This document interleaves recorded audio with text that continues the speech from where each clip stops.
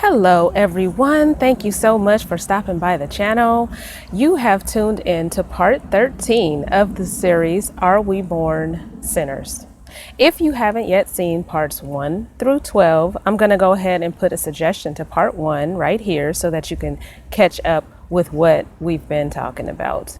At the end of part 12, I said that I wanted to talk about this whole idea of being born sinners and whether or not this comes from the Bible or religion.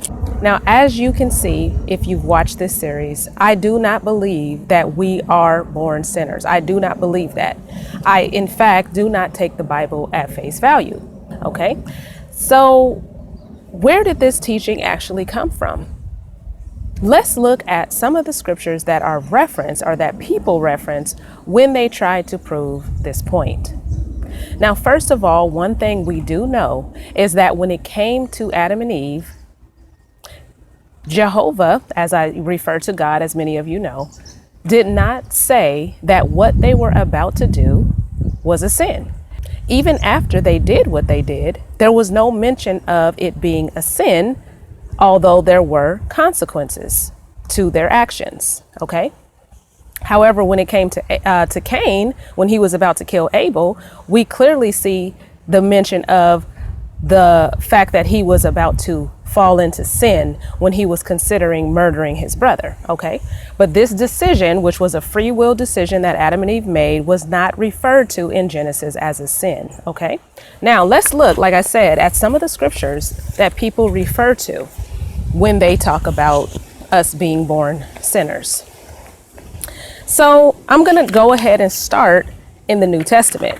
One of the main scriptures, which I've already mentioned in this series, is in Romans chapter 5 and verse 12. I'm sure many of you are familiar with it. I'm not going to read it. I'm just going to paraphrase. It basically says that through one man, sin entered into the world and death spread to all men because they had all sinned. And we know that this one man that is being referred to here is Adam. So most people believe that this scripture is implying that we are born sinners. But if you look at what the scripture actually says, it's not saying that. It said, through one man, sin entered into the world. Okay?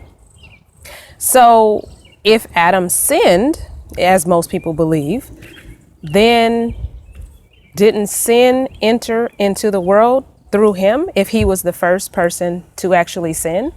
That would mean or indicate that before him, sin had not yet entered into the world. But that does not show that we are born sinners. Now, when we look at some of the other scriptures in the New Testament, such as Romans 3:23, it says that all have sinned and fall short of the glory of God.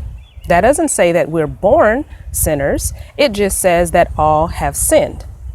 1 John 3:4, everyone who practices sin also practices lawlessness. Again, that's just talking about the behavior of a person. It does not indicate that a person is born a sinner. 1 John 5:17, all unrighteousness is sin.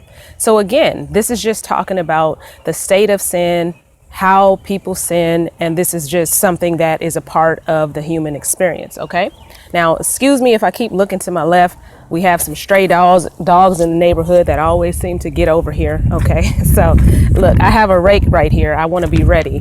Not to try to say I'm a, person who harms animals, but if it comes next to me and tries to attack me, then, I got to do what I got to do. Okay, so now let's continue. Look at also Ephesians 2 and verses 1 and 2. Paul is talking to the people of Ephesus, and he's saying that they're dead in their sins, following the ways of the world. And then it also says in verse 3 that we were by nature the children of wrath. Now, many people look at this fact that he says by nature. That just means that it is innate, meaning that we were born this way, right? The definition of the word nature that's being used is a mode of feeling and action which by long habit has become nature. So in other words, something that is second nature, okay? So if something is second nature, we all know what that means. It's something that someone is accustomed to doing and that they practice, right? Now, when we think about the word sinner, this implies that a person has sinned. But it's interesting to me how it doesn't necessarily imply practicing sin. Just because you sin doesn't mean you practice it, which I would think would be something worse than if you just occasionally do it, right? But when you look at the word liar, it implies that you practice lying, not that you've just lied every now and then in your life. So it's just interesting to me how we are accustomed to believing that we're born the type of individuals that would practice sin, okay? So that was just a little side note that I thought about. So another scripture in the New Testament, one more I wanted to bring out, is Romans chapter 7, verses 7 through 25, where, of course, I'm just paraphrasing all of these, where Paul talks about the law magnifying sin. And he said, without the law, sin would not be known. And there was a particular example that was given about coveting. So they wouldn't know what coveting was if the law wasn't given, right? Because now you have to refrain from doing something. So when you're faced with the situation where you have to not do something, now it makes you understand what that thing is. Whereas before the law was put in place, is what Paul was saying, that people would still do things, but they weren't counted against them as sin. But let's go back to the Old Testament, because I really think that a lot of what people point to, besides the one in Romans 5:12, is mentioned here in Psalms by King David. Psalm chapter 51, okay? And I'm actually going to go to my Bible and read some of this so we can see the context of which these scriptures are actually mentioned, because that actually makes a difference. You can't just take scriptures out of context and say that they prove this or that, even though a lot of people like to do that. But with Psalms 51, let's look at this context. Okay, so I'm in the NIV, the New International Version, and check out what it says. Okay, you know how in the Bible it has the heading over a chapter in certain Bibles. This one says, on the top of chapter 51, for the director of music, a psalm of David, when the prophet Nathan came to him after David had committed adultery with Bathsheba. So we all know that story. David had sex with Bathsheba and had her husband, I think his name was Uriah, put in the front line of the battle so that he could die. Okay, so now, starting in verse 1 of chapter 51, let's read what David was saying. Have mercy on me, O God, according to your unfailing love, according to your great compassion, blot out my transgressions. Wash away all of my iniquity and cleanse me from my sin. For I know my transgressions, and my sin is always before me. Against you, you only have I sinned, so that you are proved right when you speak and justified when you judge. Now this verse 5, is the one many people look at to prove that we are born sinners. But here we go. Surely I was sinful at birth, sinful from the time my mother conceived me. So if we just read verse 5, it would sound like I am sinful from birth. In sin, my mother conceived me. But if we look at the context, we see that it's David actually saying this in his prayer because he felt so guilty for having Bathsheba's husband killed to sleep with her. So how is it that we're taking a part of a person's prayer and applying that to all of mankind? Like, when do we do that? When else do we do that? So no, this scripture does not prove that we are born sinners. Another one that David is known for is in Psalm 58 and verse 3. And here he says, even from birth, the wicked go astray. From the womb, they are wayward and speak lies. Okay, but it's talking about the wicked. He's not saying anything about people who are not wicked, people who do not practice sin. He specifically says the wicked from the womb, meaning that From the time these people are born, these people that are doing these wicked things on the earth, they are already inclined to be wicked. And they start lying from a very early age and doing all their wicked deeds, okay? So that's what he was saying about that, okay? Now, this is another thing I mentioned when I was talking in the last video in part 12, when I was talking about perfection, that if the Bible was referring to perfection as literal, then it wouldn't be talking about people being perfect, if based on deeds. So if it has to do with sin, though, then it still would make you question why in Genesis 6:9 it calls Noah perfect.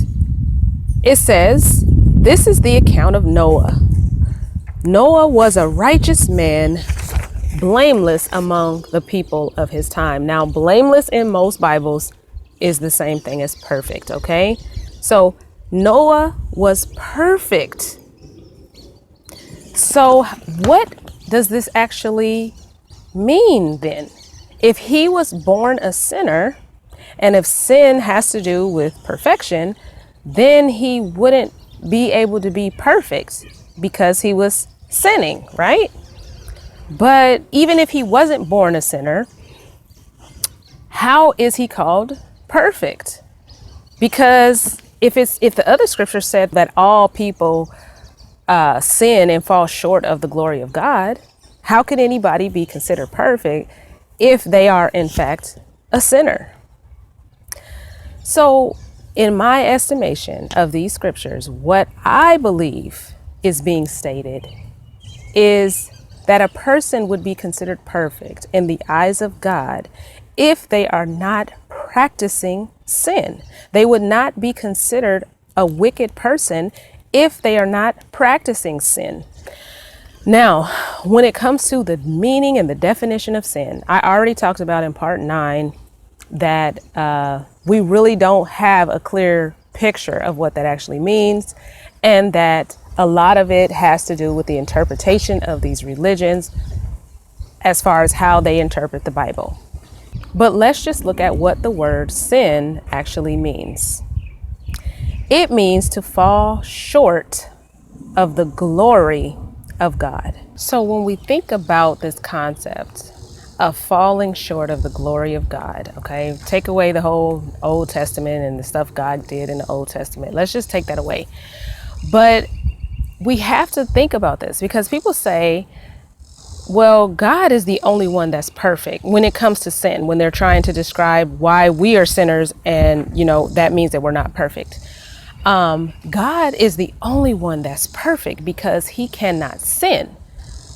But if to sin means to fall short of the glory of God, then how could God sin? How could God fall short of his own glory? Like if we are under God and we are not God, and if the standard is God, then anything we do, even no matter how good of a person we are, we would never match up to the standard because we're not God. We would always fall short of the glory of God, okay? So the whole definition and the meaning of it just really actually doesn't really make sense. But I just find that part very fascinating, that we just don't really think about what it actually means and what it is that we're doing. And we're buying into this whole concept that is clearly given to us by religion. I would encourage you to attempt to find a scripture taken, not taken out of context, that actually proves that we are born with this condition. You will not find that in the Bible. You will find scriptures that talk about us sinning. But again, that's open to the interpretation regarding what that means, okay? Cain was said to be getting ready to sin. He was about to murder his brother. I mentioned in part 9 that when we talk about things that are crimes against other humans, like murder and rape, and even slavery, these things, to me, should be sins because we are harming one another and taking away from life and the life flourishing on this earth, okay? But anything outside of that, this is just open for debate. So when it comes to this whole concept of being born sinners, Scripture does not claim that. It does not state that. In Genesis, when Adam and Eve did what they did, it doesn't even call that a sin. And there is nowhere in the Bible that would indicate that this was passed on to their children, okay? Everybody has their own free will and ability to make their own decisions. So just because Cain did what he did doesn't mean that it was because what Adam and Eve did affected him. It just was because he was another person who had a choice to make. And that's what we all have, choices to make. What are we going to do with the free will that we've been given? Definitely has been a long series, but I thank you so much for sticking with me throughout it. As is clear, I do not believe that we are born sinners. I do not believe that we should continue to think of ourselves that way. I believe that the evidence shows that religion is responsible for this ideology. That being the case, we need to really ask the question, why would religion want us to believe that we are born in such a state? Being born a sinner is a mark of defeat. Being born a sinner is a curse. Being born a sinner is not something that makes people feel good about themselves. Why would religion want to convince people that God feels this way about them? Why would religion want people that feels this way about themselves? In my firm opinion, it is because religion has been established to control people. It is much easier to control people who do not know who they are. It is much easier to control a people who are broken and who feel bad about themselves, where they are constantly trying to measure up to something that they can never measure up to. And so, with that being said, I am going to go ahead and close out this series, but I do have some other videos coming out soon, storytelling antics of the governing body. I have a few of those, and also a couple other things I wanted to bring out as well. Besides that, as many of you know, I have a new channel that I'm starting. That is where my focus is going to be from, here on out once these other videos come out. But I thank you so much for sticking with me, as I said, and I hope that you all have a wonderful, wonderful rest of your week. Take care.